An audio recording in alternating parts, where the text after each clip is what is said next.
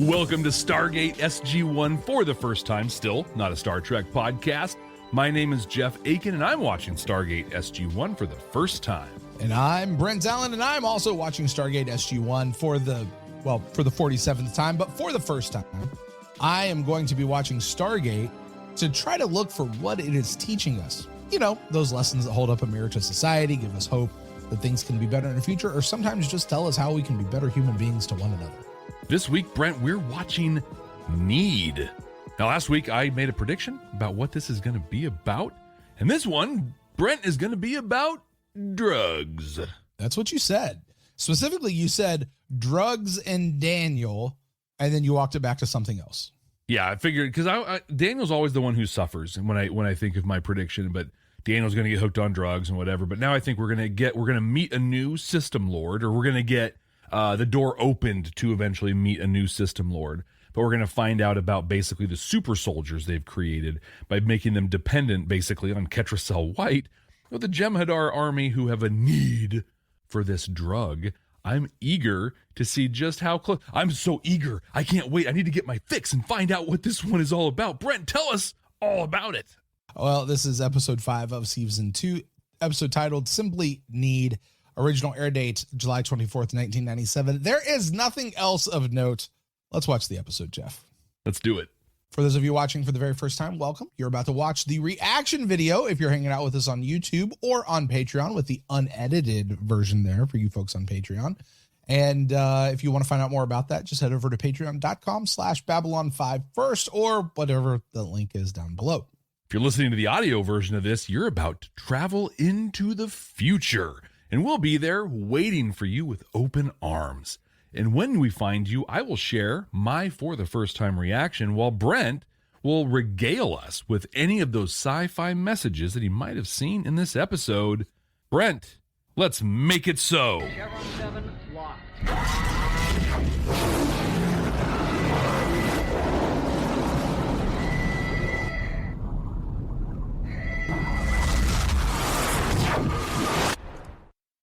So, you know that whole thing about how no good deed goes unpunished? Well, Jack, Sam, and Teal'c are about to learn that lesson in a very, very real way. Except it wasn't their good deed they're being punished for. It was Daniel's. You see, the team arrives on planet PCX 8559235148910, and they find a planet that's still enslaved to the Goa'uld. And on this one, they're mining raw naquita. You know, that metal that the gate is built out of and pretty much all of Goa'uld tech is made of. Well, SG-1's just sort of poking around, and they come across a girl who is just about to commit suicide, but Daniel rushes out to save her. And it just so happens that that girl is basically the princess, and her Jaffa bodyguard, which really are just regular folks dressed up like Jaffa, come running and apprehend everyone. They lead them back to the local governor, Pyrrhus. Pyrrhus doesn't buy their story at all, especially that they're free from the Goa'uld, so he sentences them to all work in the mines. You see, he thinks they're spies from the Goa'uld, and he's trying to keep the Goa'uld away as much as he can. Well, it isn't long before Daniel is seriously injured, and the girl he saved, Shyla, gets a serious case of Florence Nightingale syndrome.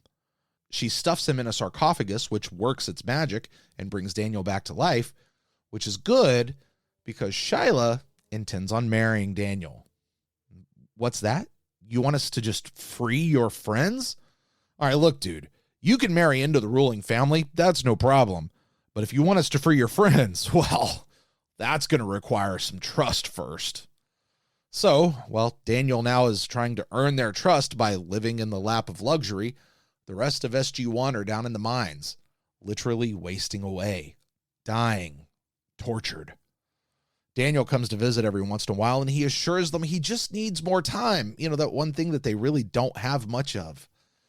Because after all, he's doing all of this for them, right? I mean, all of this good food you think he's eating and wearing all these cool clothes, you think he wants to just be doing that? No, he's doing it for them. Taking all of these really cool drugs, using the sarcophagus again and again. It's all for their benefit, not his. But like an addict, Daniel's behavior becomes increasingly more erratic. Much like Pyrrhus, who's been using the sarcophagus for so long that he has delusions of grandeur and paranoidism, kind of like Daniel is now, and kind of, hold on, aren't the Gould kind of like that too? Huh. I wonder if there's a connection there. Well, anyway, the next bunch of things happens in a rather quick succession. Pyrus goes senile. Shyla is about to become the queen. Daniel agrees to actually marry her and stay on as her king consort, I guess. SG-1 gets released, so yay. And the entire team returns to Earth. But Daniel promises he's going to be right back, and he really means it, because he has no intention of staying on Earth, especially not when all the good stuff is back here on planet 8594 FNRFAR. Well, it's not very long after they return, though, that Daniel starts going through withdrawals and has to be restrained by SGC medical personnel. Dr. Frazier even tries to sedate him, but then Daniel hulks out and breaks his restraints, tries to get back to the planet, shoots up the SGC until he falls exhausted into Jack's arms. Well, time jump to sometime in the future when Daniel has completed his 12-step program. SG-1 returns to the planet. Pyrus has finally passed, and Shyla is now the queen.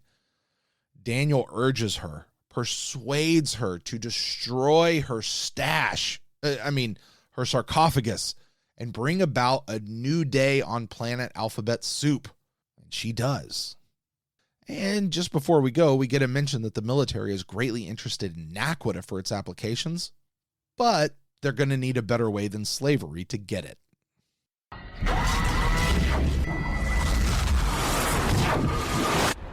All right, Jeff, you've just watched the episode Daniel Does Drugs. Mm-hmm. It is Stargate's after school special. What are your thoughts? Well, you just wrapped it up. I'll just read you my final note. In case you didn't know, drugs are bad. That's the episode. I don't know. This was an okay episode. I think after the last couple that we've watched, this is an up for me. I was really worried at the end they were going to drop the ball again and have it fall apart. They did a good job ending this one, I think. I would have done a couple of things differently. It's kind of weird to me. So learning more and more about Naquita and how powerful this thing can be. A couple episodes ago, we learned Cassandra had it in her blood, and she was able to sense the Gould, sense Jolinar in Sam. We've also learned that Jolinar is still kind of in Sam. Like, the spirit is still there. Well, it's not just the spirit. But like memories. No, do you remember what happened to Jolinar? He got absorbed into her. Absorbed into her, yeah. So Jolinar lives on in Sam. Stay with us. We'll be right back. Before we gate into the rest of this episode, did you know you're missing most of the content from this podcast? Stargate SG-1 for the first time has an active and exciting Patreon that you can join right now by clicking the link in the show notes. Not only will you get access to the full, unedited podcast and reaction videos, you'll also be able to join a growing, vibrant, maybe even an intergalactic community. Subscribers even get access to all of our content from Babylon 5 for the first time. Don't miss out on this content and the amazing people. Just click the link in the show notes. Tilk thinks you should do it right now. Indeed. Yeah, this wasn't that Jolinar died and came out of Sam. Jolinar was absorbed into Sam. And so we saw in the Gamekeeper how that now like impacts psychic stuff, or whatever with the way the brain works. And then now she's actually having memories and flashbacks. And this miracle piece of technology, the sarcophagus that we've been learning about, turns out not so much of a miracle. Reminds me of opiates, right? Where it's like, hey, these are great. You take this, things don't hurt, you can heal, you feel so much better. Oh, shoot. Yikes. That was not a good call. They thought it was fantastic. What I liked about this, there's a lot of things I liked about this one. Man, I should have a lot of great notes. I thought it was interesting. We kept saying this during the episode. So Daniel is with this Princess Shyla, and she is one. Stay. Danger, Will Robinson. Danger. Back away from the psycho princess. But Daniel doesn't. And at no point does anybody like bro, you're married. Remember the whole first season when we're like, let's go find Sha'Ray, and you're just doing. It took like nearly the end of the episode for Sam to be like, remember this? You did, yeah. But aside from that, I loved the metaphor, the analogy for drugs with the sarcophagus. I love that the sarcophagus isn't just a miracle anymore. It's not just some Deus ex machina that he died and we can do this and everything's fine again. It's like, no, there's a price to pay to use it. Enjoying the stuff with Sam and Jolinar, that's getting really interesting. My favorite thing in this whole episode, though, this is 2 in a row.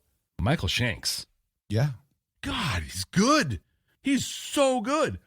I made the note really early on, just his facial acting when he was just starting to get hooked. So the SG-1 crew is down in the mines and they're working.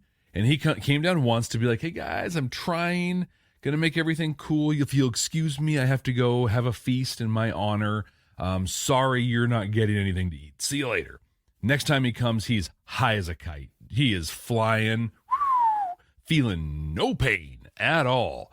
And it was so believable. His mannerisms, his cadence and his pitch and his voice was so good. But the coup de grace, the moment that was so well done and powerful, was his detox. If you have never seen a person go through the DTs, if you've never detoxed yourself, I am here to tell you it is one of the most horrifying things you can imagine. I've never had to DT myself, but I've seen it happen, and it's almost impossible to even watch, let alone experience. And I don't know if Shanks has a history with drugs or knew people or something, but he was so on point with how this went down. A little while ago, as part of my day job, I have the opportunity to tour different types of care facilities, ranging from long-term care to memory care and sometimes addiction recovery care. And I don't know, a year or so ago, I mean, we're still kind of in the midst of COVID times, so I don't know, recently somewhat, I got to tour a location that does addictions counseling, inpatient recovery work here in Oregon. And so I got to tour the whole place and see what was going on and ask a lot of questions. But they have a hospital wing that normally the public can't see, but I wasn't there as the public, so I got to watch. And that hospital wing is where people go to detox. Yeah. And so I got to watch multiple situations. And what I learned was different drugs have different protocols for detoxing. Like for alcohol, you do this. For meth, you do this. For coke, you do this. Mm-hmm. And the doctors there were telling me they've got drugs pretty dialed down. Like they know if you came in and you did these things or this combination of things, they know how to give you the treatment that'll get you detoxed as quickly and as painlessly as possible. I can tell you from watching that quick and painlessly is still inhumanly painful looking. But we got this new drug that's out on the street. Fentanyl, right? We all know, we've all heard the stories about fent, and it's out there. If you're near a major metro area, you've seen the people, out there doing stuff. It's horrible. And at least here, I can't speak for other areas, but in the Portland metro area where I live, like that's where like fentanyl people using that and overdosing on that are filling up our addiction counseling areas. Mm-hmm. And they were explaining how they have no idea how to put a protocol together for it yet. They're trying stuff out. They're trying to figure out an approach, but they don't know. And one of the scariest movies ever for me, but I think just period, was or is The Exorcist. Right. Horrifying movie. And a lot of it are those effects. You've got Linda Blair climbing, on the ceiling and walking all backwards down the stairs and throwing up and her head turning around. That was the dude I saw detoxing from fentanyl. And it was horrifying. I mean, horrifying to see. But this made me think of not only the incredible acting from Michael Shanks and how it was so real, like everything. And the moment he broke, when Jack was like, you don't have to do this, man. Like I know this is hard. You don't have to be alone. And like he broke and he cried and he's like, that's all I needed to hear. It was so real. But I also love the way the sarcophagus really is fentanyl, where we don't know. We literally just from Sam learned that it's literally sucking, your soul or your kalak, like they call it kalak, out of you. It's taking your life force away while healing you. But it's this new drug, really, that we got to figure out how to work. I think my big beef in this episode, aside from the acting for Princess Shyla, which was lacking a little bit, but I don't want to put that all on the actor. I'm sure direction had a lot to do with it. But my beef is they realize the sarcophagus is bad news, and so he goes back to help, kind of get her taken care of, get her on the throne, put her on a path to save this planet and free all these people. And he's like, that sarcophagus has to go. So she grabs the staff and blows it up. And it's like, oh, hooray. No, man, you are the whole mission of SGC is to grab technology and study it. We know this sarcophagus is wildly powerful. And we also know you have to pay a powerful price, a high price for it. Take that sucker back. Rip it apart. Start seeing how that was a huge, and especially from Daniel. Like, Daniel's always the one. Like, hey, we can get this. What if we look at this? What if we do that? Right. But you're holding like the biggest thing and you just let it go. I get the dramatic effect, but I felt like that was pretty off-brand for Daniel, and it was a huge disappointment for the whole mission of the SGC. But all in all, like, I don't know if it's just a recency bias of the last couple episodes, but this is a pretty decent one. What about you? What kind of sci-fi messages did you pull out of this? Don't do drugs, kids. They're bad. Don't do drugs. They bad. Honestly, I got the George Lucas story out of this one. Don't become that thing which you hate. George Lucas's whole thing was he went and created Lucasfilm because he didn't like the way that movie studios handled stuff and how they rejected stuff and didn't allow, they didn't fund the smaller projects. And so he went and created his own movie studio. So fine, I'll go do it myself. And now he is one of those movie studios, and people come to him with scripts and he has to say no. And he has become that thing which he does not like. You become the thing that you have fought against when you do the things that those you fought against do. We know Daniel. Look, we know Daniel. We know his heart. We know where he is. We know he's a good dude. But what ultimately really mattered for him were the choices he made. He didn't choose to get into that sarcophagus the first time. She put him in there. He chose to get back in. He chose to keep going in. When addiction settled in, and by the way, addiction is awful. Addiction is awful. Do you know how I define addiction? I think this is probably the best definition of addiction I've ever heard is. It's a great definition. When you're in your right mind, it's the thing you don't want to do, but yet you wind up doing it anyway.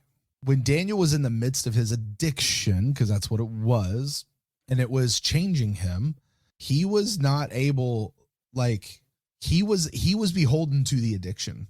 He was acting out of the addiction. That wasn't Daniel. That was the addiction. Addiction is very insidious, and it's really easy to blame. Oh, well, it's him, it's them, it's them. Yeah. Addiction is so insidious with how it gets in, and you could never see, like you often don't see it coming. And it's real easy not being addicted to judge people who are addicted. Well, look, I never put that needle in my arm. Nobody ever told you had to, sniff that stuff up your nose, or you had to whatever. You're right. You're right. One of my favorite analogies, I've shared before, I manage a program that handles criminal background checks, and we're able to, basically do some critical thinking and analysis to things. And generally speaking, people with criminal history tend to fall into one of three categories. Like, there are people that are bad actors and want to hurt other people. And frankly, that's a very small amount of people out there. The second largest group of people are people who are expressing their addiction in criminal ways. And the third group are idiots, right? People who just made stupid decisions at the wrong time. And I've brought in a lot of people in recovery, counseling, and things like that to help me and my staff really understand what that means to have the disease of addiction and have it expressed. This is the key word, to express that disease in a criminal or harmful manner. And the way they described it was they compared addiction to diabetes. So there are people who express the disease of diabetes by ignoring all the doctor's orders, not taking insulin, eating all the stuff they want to eat. And those people have lost toes, fall into comas. Like there's stuff. And so, but what we tend to do, right, is tell people exactly what you said. Hey, no one told you to eat that candy bar. No one told you to eat that sugared cereal.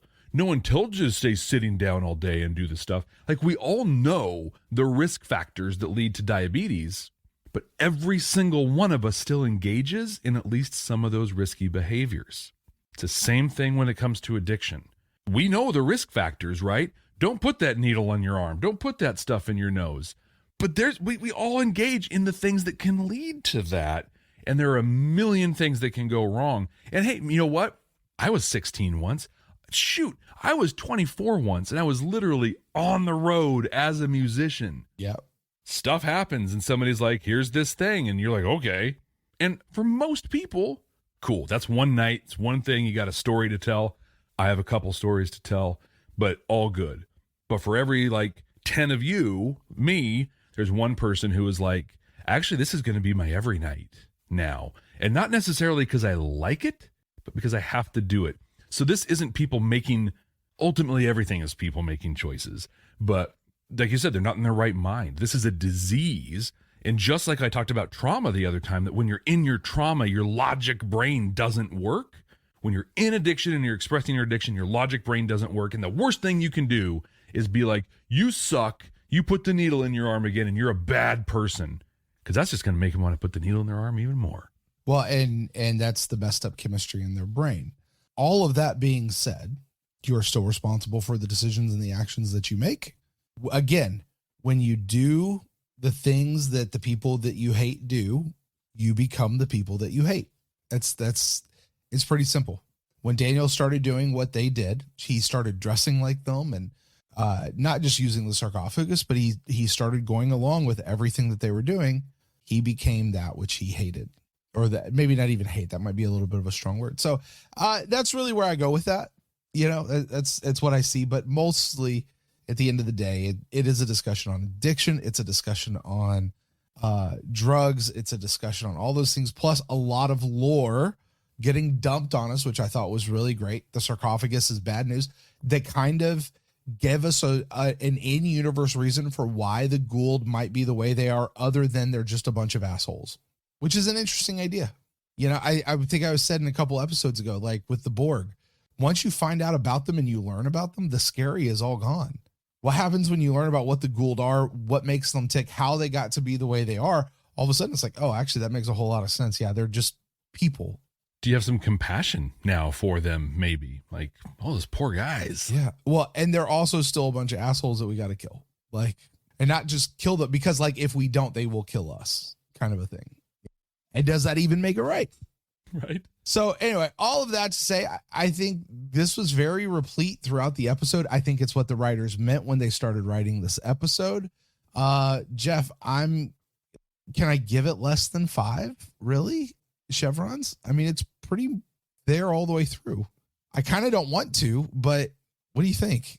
This is an episode most, not even sci-fi, most television does.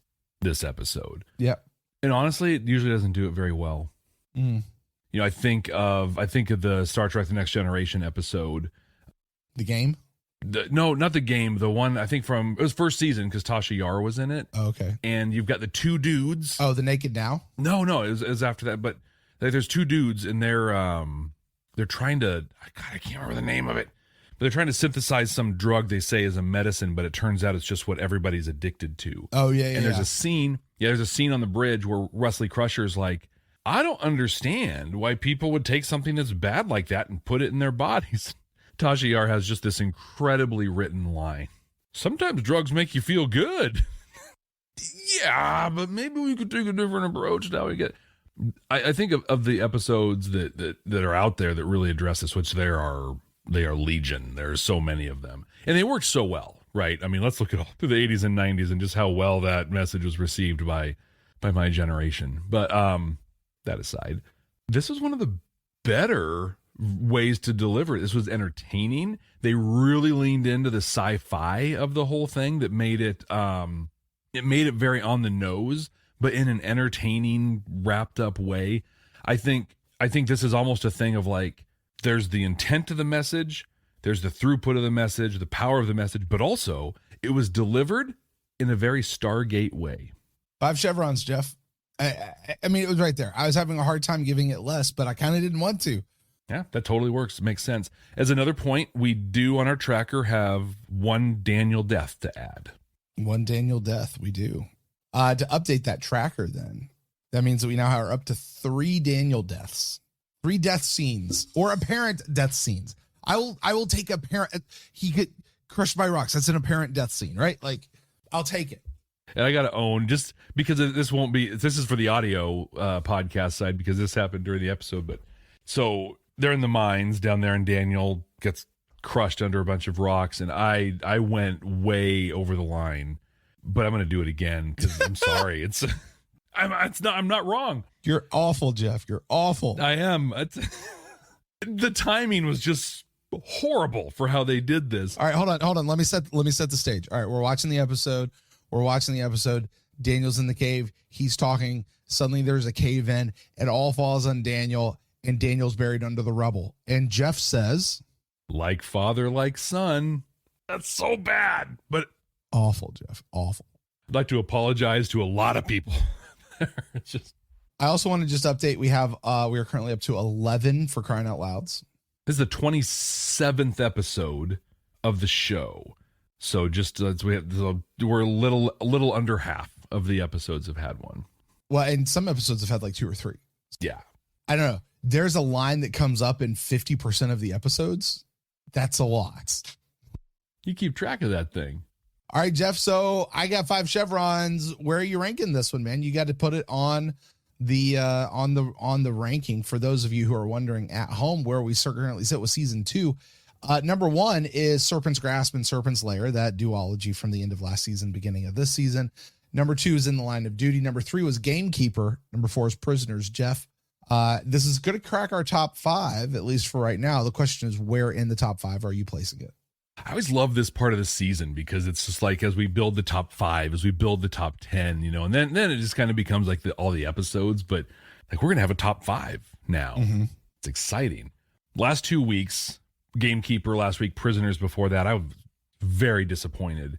There were episodes that had neat ideas, good premises, and then lost it in the end to different degrees, but they lost it. And I thought in this one that we were going to lose it in the end again, that you got crazy princess lady over there and Dale's just going to be like, hey, you should do this thing. And she's going to be like, yeah, you're right. Okay. But they actually did it beautifully. They did it really well. Daniel showed up, really connected with her, was very compassionate. Hands down, this is our new number 3 episode because they finally ended an episode in a decent way. All right. Well, with that then, Jeff, that is going to put a button on it. That's going to wrap us up here for this episode. Need. Now, Jeff, you want to know what we're watching next week? I'm a little nervous about it, but yeah. All right. You're never going to guess what this one's about. I'm actually really excited to hear what you think this one's going to be. The name of this episode is called, you ready for it? Thor's Chariot. Didn't we just have an episode, Thor's Hammer? We did back in season 1. And this is Thor's Chariot. And in that episode, the 20 minutes of actual episode that they put into a 42-minute long episode. Man, I just don't let things go with this. Like, I'm pretty, yeah. That was the one with the labyrinth, right? So there was the labyrinth that led to the James Earl Jones was the Unos, the first one. Yes, yeah. But the whole thing was the Gould hadn't been there because they had this hammer thing. Yeah. And Daniel had to destroy the hammer to save Tilk. Right. Okay. They don't have the hammer anymore. Here come the Gould. This is gonna be we're gonna come to the planet in media res, right? We're gonna go and there's gonna be Gould there, and there's gonna have been a battle. In fact, the people on the planet are gonna be, what's the planet called? Samaria. It had a name. Samaria, right? Samaria. Yeah. Samaria. Okay. So Sumerians are gonna be getting rocked pretty good. And the job the SG-1 is going to take when they go in there is to help them evacuate, and they're not going to be able to get to the Stargate to do it. They can get only a small group to the Stargate. It's either they can get some of the Sumerians out, or they can get SG-1 out to the Stargate. but they're going to do is help them build a ship, a Thor's chariot, if you will, for them to leave the planet and basically cede it to the Gould to get out of there. And then SG-1 will be able to escape back to the SGC, which will plant that planet as a new Gould stronghold that will reverberate through the season. I felt like this Thor stuff was pretty important when it came up. Possibly. I'm going to stick with that, especially now that we already have in this next season, like 10 episodes later, maybe a little more than that, but. Well, Jeff, you're a good guesser. Oh, well, thanks. And we'll find out exactly what happens next week right here on Stargate SG-1 for the first time. Thank you guys so much for joining us. Don't forget, wherever you are, please like, subscribe, rate, review, all that sort of stuff. Wherever you are, do it. Make sure you share this video, this podcast, this whatever you're consuming this in, with people you know that love Stargate SG-1, or people who, like Jeff, need to get to know what Stargate is all about. So until next time, guys, thank you so much. Hey, man. We'll come back. Hey, man, what's up? Yeah. Hey, how you feeling? How you you doing? I'm okay. You good? You good? I'm good. Yeah, man, that's cool. Yeah, I'm feeling better than ever. Feeling so good. Are you okay? Can you help me out a little bit? I really need a sarcophagus. So bad. Crying out loud. Hit the freaking button, please.